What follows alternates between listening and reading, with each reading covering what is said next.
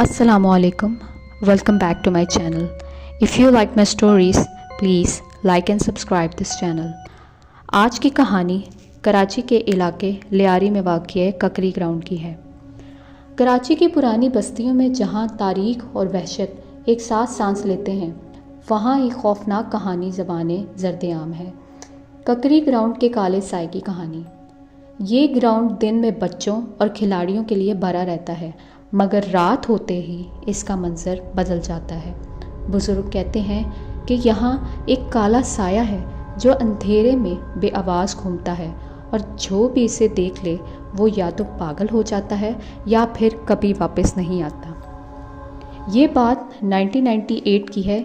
वसीम, एक नौजवान फुटबॉलर, ककरी ग्राउंड में रात देर तक प्रैक्टिस कर रहा था। इसके दोस्त जा चुके थे और हवा में हल्की हल्की खंकी थी। वसीम ने पानी पीने के लिए अपना बैग खोला कि इसे महसूस हुआ जैसे कोई इसे देख रहा है। वो पलटा और कुछ नहीं था। मुस्कुराते हुए इसने अपना वहम समझा और जूते खोलने लगा, मगर फिर एक सरसराहट सुनाई दी, जैसे कोई घास पर नंगे पांव चल रहा हो। कौन है? वसीम ने ज़ोर से पुकारा, मगर जवाब ना आया। अचानक ग्राउंड के एक कोने से हल्की हल्की बरबराहट की आवाज़ आने लगी, जैसे कोई अरबी या फ़ारसी में कुछ पढ़ रहा हो। वसीम ने रोशनी की सिमत देखा।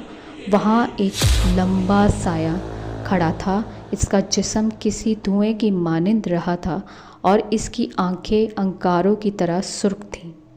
वसीम का बदन सुन्न हो चुका था, सांस जैसे रुक गई हो। वो हिलने की कोशिश करने लगा, मगर जैसे ही किसी ने इसके जिस्म पर जादू कर दिया हो। साया आहिस्ता आहिस्ता इसकी तरफ बढ़ने लगा।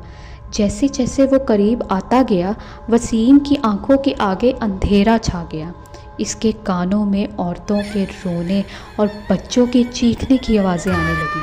फिर अचानक एक ज़ोरदार झटका लगा और वो ज़मीन पे गिर गया।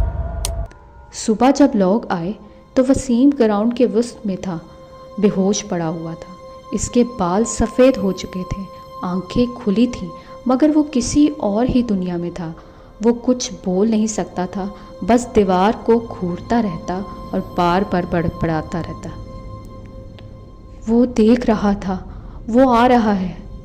कुछ ही दिनों में वसीम का दिमागी तवाज़ुन बिगड़ गया और इसे पागल खाने मुंतकिल कर दिया गया। ये पहला वाक़या नहीं था। इससे पहले भी कई लोग यहाँ रात गए गायब हो चुके थे।